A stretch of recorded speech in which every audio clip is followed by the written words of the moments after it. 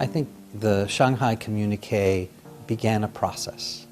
It began the restoration, the normalization of U.S.-China relations, and a deepening of the partnership between the peoples of the two countries.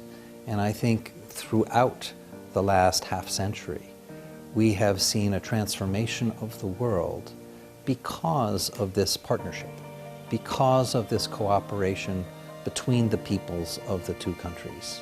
上海公报，它是开辟了中美关系的未来，是中美关系发展中最重要的一块基石，也是为中美关系发展提供了重要的指南。